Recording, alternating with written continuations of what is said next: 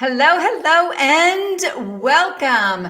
Today, I have got a today's a special day. I have a co-host all the way from the West Coast. So I'm the East Coast, he's the West Coast, Mr. Mike Flynn, and we have a special guest with us, Michael Nassirian. Gosh, I hope I got that right.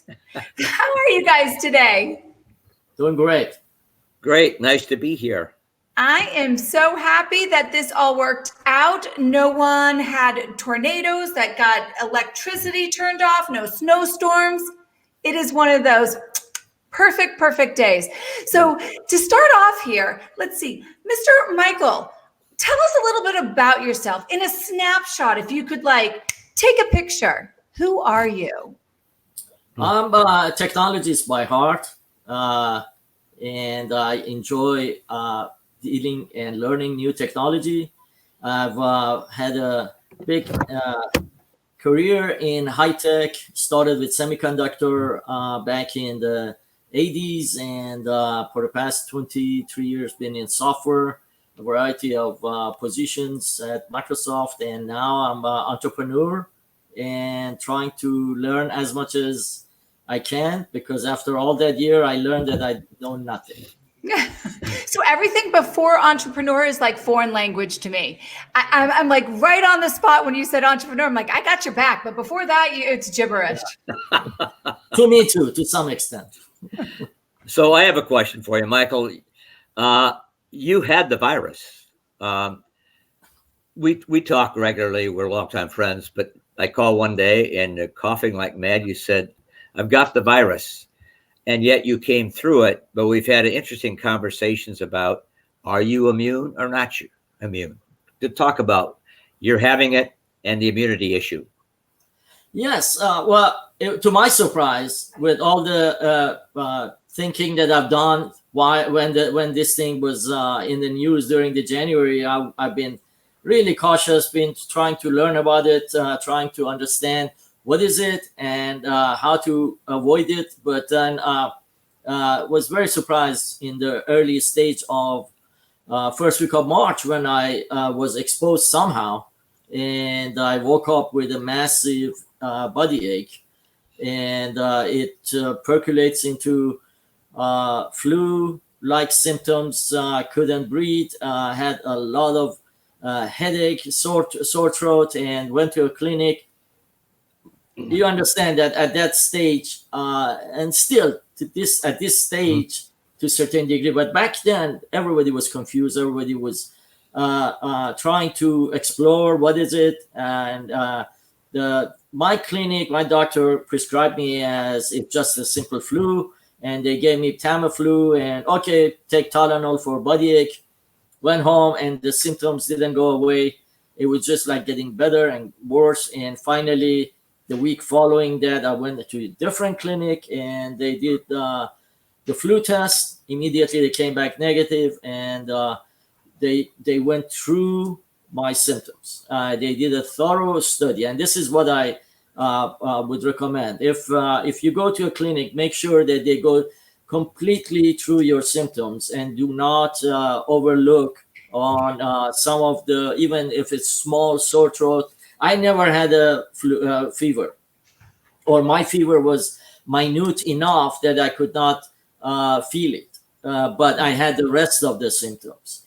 And they did the test for COVID, and a week later, the test came out positive. But during that period, it was massive body ache, sore throat, coughing, and then for 4 days, I had severe tightness of chest. I couldn't breathe.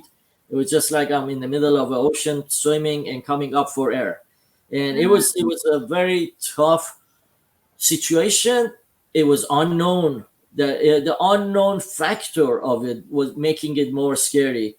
So I used every technique possible that I knew in my life, tried to survive. I was even breathing from a straw, to increase the volume of air that goes to my lung. Yeah. And it worked, some of this, but to be honest, if it wasn't for my wife, I would be dead. She did an amazing job Oh, of because she's a pushing woman through. taking care of you. Oh yeah, I am I'm just so blessed because not only she didn't get it or she had a mild symptoms, but she was an angel. She was my saving angel, and Love does heal, Michael. Love does heal. But yes. now you've had it, so you're immune, right? So I don't know.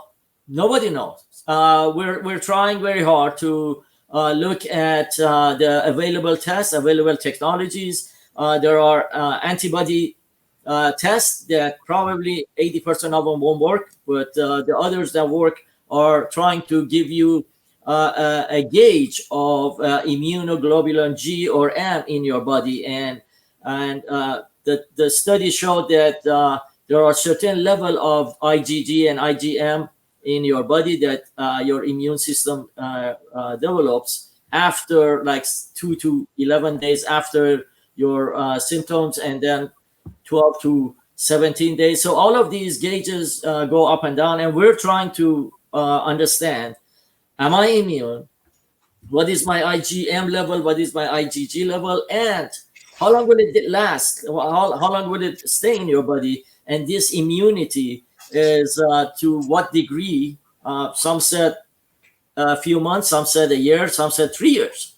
Right. Well, it seems like it's an unknown entity. We don't know, this is a new thing. So how can we proclaim how we know our antibodies are going to work and if we are immune to it? That's kind of my thinking, my thought process of it. And in your opinion, I have to ask, do you think that this came from a lab in China, which will make that harder to predict, or maybe not? Well, but if we don't determine the process of immunity, we really can't come out of this fully and go back to somewhat the way we were. We have to know, are we immune or not if you've had it? These are all great questions. And if you go look at it's $1 million question, but let me tell you this. The only way we can answer this properly is by collecting data, by making sure that we have enough data and analyze these data properly. So am I immune or no? If I've been asking the CDC doctors and the scientists, and some said no, some said yes, you're probably immune, and some said that you're immune to one strain of this virus. And there are even studies from MIT that says there are 8 strains of this virus, anywhere extending from Wuhan in China to Italy to Iran in Middle East, and they're saying that I am exposed and beat maybe the virus that came from Wuhan, because that was the strain that was introduced in the Seattle area in the state of Washington. And the reason New York and Italy were hit, or Iran or Turkey were hit that hard and have that massive amount of death is because they were hit with several strains of this virus, and also the density of the population had a lot to do with it. To answer your other question about China, yes, all indications at this point today point to lab in China. It's not natural virus. Natural virus comes and you can beat it, but all indications, scientific indications, are that this was man-made. This was a virus. Now, is there agreement about that, or is that your intelligent conclusion? No, again, all the studies that are done from the science labs around the world in US, from the universities, they're all indicating, and to add to it is the reports that come from China, and the Chinese are trying very hard to bring the other aspects that it's not, but by killing their own scientists, and by some of these scientists eliminating from the earth, and by all the factors and the date and the data that comes from these labs, we know that the lab was in operation for years. Even U.S. scientists funded this lab, and in 2015, the lab changed its name.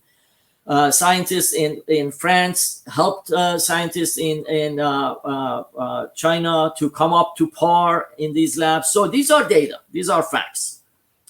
We need to get more and more data to understand why. The current thinking is that this was done in a scientific technology study. This was not intended intentionally to come hurt people. So let's keep it like that. But then the thinking is that one of the scientists inadvertently got infected and went to the public, and obviously went to that market in China, and the rest is history. So I have a question. What? Because I don't know this. What would be the purpose of manufacturing a virus in a lab like this? Probably coming up with the technologies. Some said that the Chinese scientists wanted to prove that they are as good as U.S. scientists, and they can compete with the scientists around the world. There are a lot of thinking like that. But then again, we don't know the thought process of why you want to clone a ship named Dolly. This, in the name of science, we do a lot of weird things, and God knows I did a lot of weird things. But then when it comes to human life, that's where we call it quit, and we draw a line. They didn't. So the question is that's the main question. But the other main question that comes to mind is why didn't you expose this, however intentional or unintentional, virus into the public to prevent it from spreading to this? I say that China managed to kill about 200,000 people, infect more than 2 million people, damage the entire world economy without firing one bullet. And this is a massive overtaking of China, and China needs to answer this to the world economy. So, but the way you're putting it creates the possibility of a dramatic different view of China from the rest of the world. It should. If what's the implication of that? If the news is wrong, prove it wrong, and somebody in the World Trade Organization, do you belong to World Trade Organization, or do Michael belong to the community? If I commit wrong things to community, they put me in places and in jail and in areas to reduce my harm to the community, and so is this. Chinese are a big member of World Trade Organization. They were introduced into that organization during Clinton administration in 1980s. So are they worthy of staying in that? If you are part of the World Trade Organization, why can't you operate as a global leader? And losing face or not, you made a mistake, and that mistake is going to kill blah blah.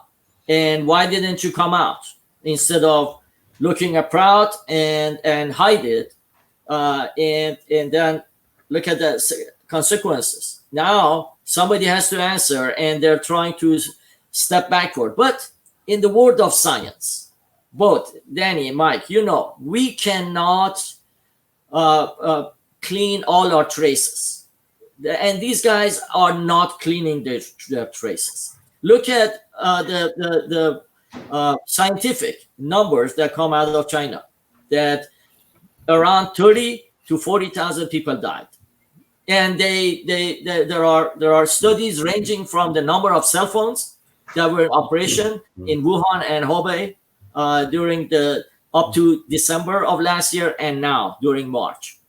That's a good number. That's a good indication. and then look at the number of infirmaries that were imported from Beijing and Shanghai into the Hubei and Wuhan, and how many people they can burn per day, per hour, and multiply that by the number of infirmaries, and then you can come up with a number. So the question is that.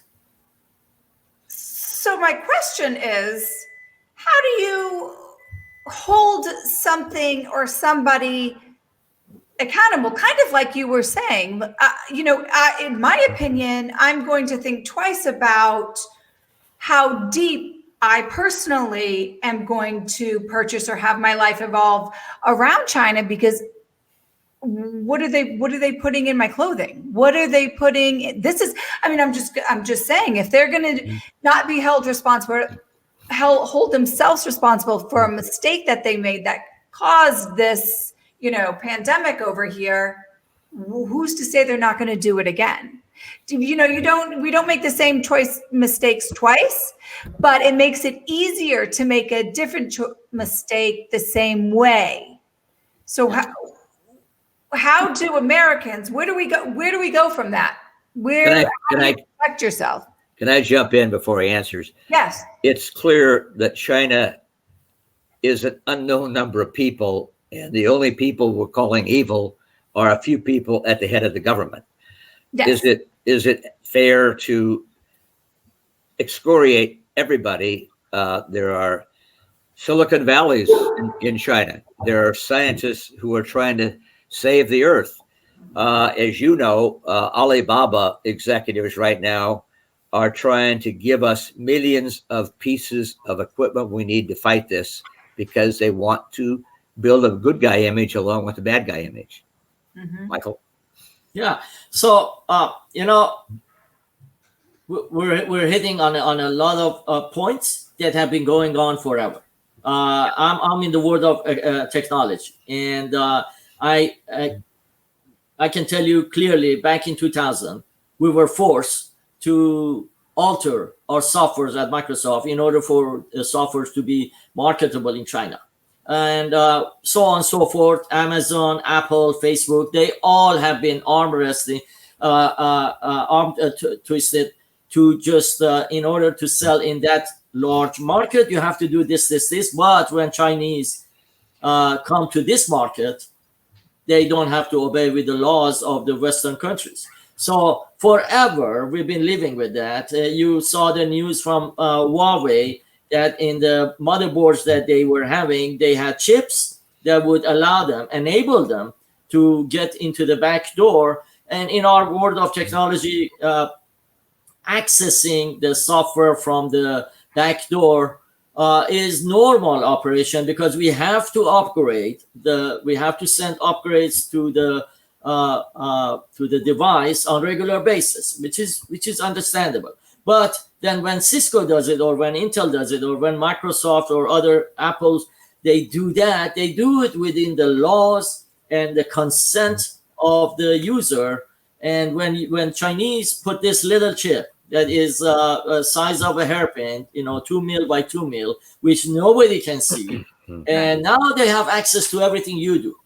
So the Wi-Fi and the router that is in your house, probably we can hack through that within a matter of half an hour. If I drive within 100 feet of your house, I can hack your Wi-Fi password, and it's easy to get access to your data. So we've known that for years. Now with this, and with the way that this is, obviously a lot of people would think twice before buying that antibody test from China. Now, why a country like US would not have the capability to develop all their essentials from here, from this country? We don't even have a mask. We don't have a test kit. We don't have, our raw component of penicillin come from China. So we're practically got caught with our pants down. And if we don't learn from this pandemic then all that life that have been lost with no resolve. So we need to learn. You just said it. Tomorrow, when I want to invest, I'm going to be a little wiser and look at not only the economics of the situation, but as the scalability of it, Yeah. and how well I can manage my business going forward. Both of Hey, you are right. I need to, I was going to say, so as you know, there are several companies in China that are creating the antibody test. And two of them that I know of, the FDA is about to approve their test approaches. So if they turn out to provide enough tests to satisfy all the people in this country, doesn't that deserve some sort of good word? Well, you just said it, that the people in China are different than the government of China. Right now, we're using Zoom. Let me give you that example. We're using the Zoom, and the Zoom technical directors, the leadership, and all the coding is happening in China. Now, today, there is a lot of APIs underneath that they can just say, we're recording this conversation for the sake of making it better. And now, if tomorrow government of China comes into Zoom and say, "Hey, I need to have access to that," you think they're going to refuse that? So that Zoom is one example. And if the world leaders like UK are using Zoom as their conference to go, and then if Chinese want access to those private meetings, it's very easy for them to acquire. US cannot. US have laws against that, right? You saw FBI couldn't even get the access to that cell phone from Apple. So to answer your question, yes, it's just very difficult to compare China to US. Yes, and I feel that, yes, we're talking about the Chinese government here, not the people, but the Chinese government has such a hold and control over the people. It's hard to separate the two. Yes. So the tests that are coming from China, I heard, I'm working with a couple of companies, actually, with 6 companies, but 2 of them are from China. And the rumor was that one of the factory owners was saying that there are indications that the government of China are encouraging us not to sell to US and sell to Europe and other countries.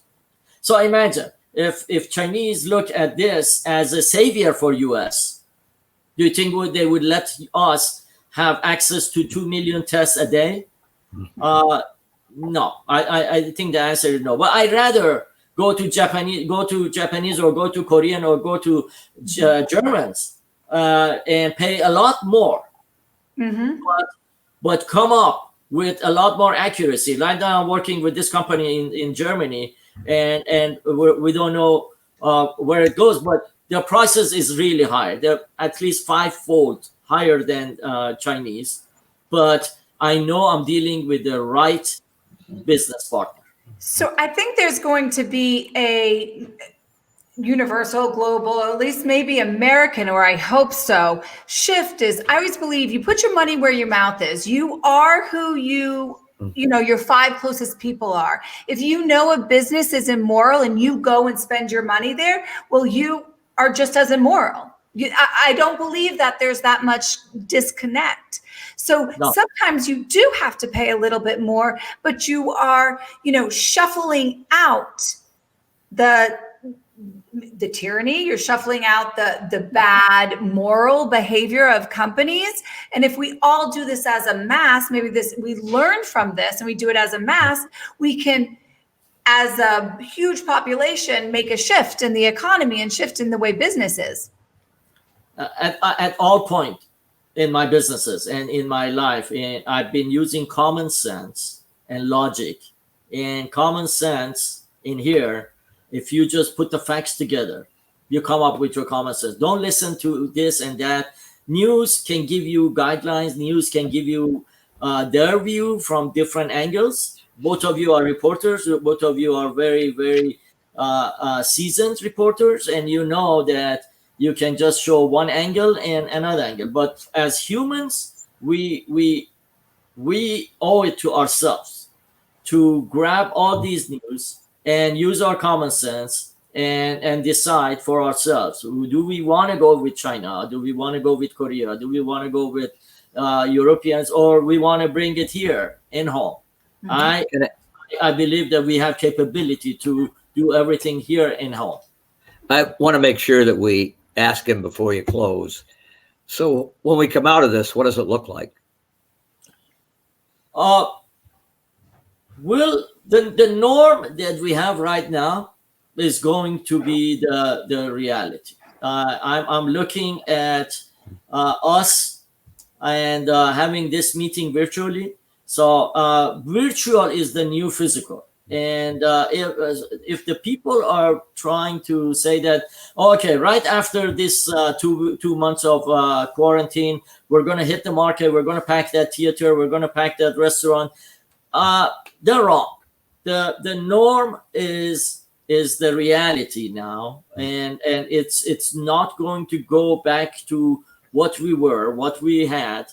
And in order for us to go back to a certain level of normalcy, a lot of things should happen, and these things have to happen without any form of numbers. But at this point, we need to develop kinds of tests that are scalable. We need to make sure that these tests are giving a result in minutes rather than days. We need to be able to create an infrastructure for recording these results. We need to be able to store these results and have access to it. And we're way, way away from these that I'm talking about. And then once we do this, and once we get into the community, and once we ease back into our community, we're still going to do the social distancing to a certain degree, because it's not one size fits all. We're looking at a bunch of businesses that are going to be affected, and not all of them are going to have the same level of interest. Restaurants, cafe, bar, nightclubs, gym are going to have a different structure of interaction with large number of people. So is hotel, theaters, cinemas, art galleries, even the daycares or the private schools or the public schools, cruise lines, airline industries. They're all going to be affected. And the questions are, if tomorrow even government come up with the guideline, and then the cities and state come up with their own guideline, and then the businesses say, hey, government did this, let's open it. My question to some of my business partners and restaurant owners or club owner is, do you want that 5, 6, 10 people come to your club and get infected, get exposed, and maybe one of them die and sue you? Aside from the financial problem that you're going to have, your name brand and your reputation is going to be affected. So it's up to you to bring in your guidelines. Would you want to jump in the same pool as others, not knowing if they're healthy? I didn't really like to jump in the same pool with strangers to begin with. And go to the restaurant.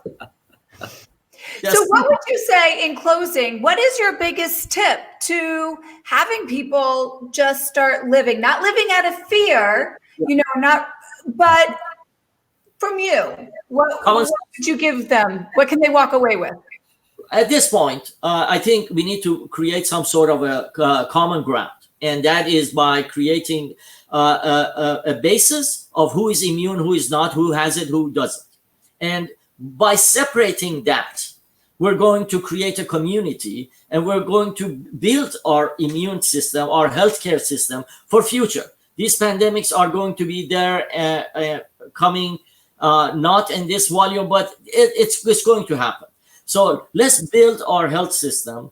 Let's bring in some sort of a robust antibody test or a level of test that says that Danny, Mike, and Michael are having immunity, and these guys are going to. Number two important thing is the contact tracing. We need to create this whether we have pandemic or no. We need to know if something happened, we immediately put an umbrella over the infected area rather than waiting for thousands of people to get infected and they infect others. And then we need to have databases and technology around it to help us. Mike knows my thinking of human is very low. So we need to bring artificial intelligence. Oh my gosh. Okay, so I know we're closing up here, but you just gave me a flood of more questions I want to ask. So I'm going to zip my mouth because I will not get off because I'm like on fire. My seat, I'm like Anson in my pants over here. But we're going to leave it with that because I left you with the last statement. So I want to say cheers, right? Cheers to you, Michael. Cheers. Thank you for coming on and joining. And Mike Flynn, thank you for co-hosting and coordinating this with me. This was great knowledge.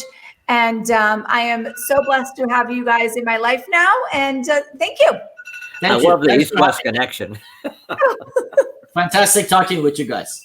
Yes, thank you. We'll see you later. All right. Bye-bye. Bye. Bye-bye.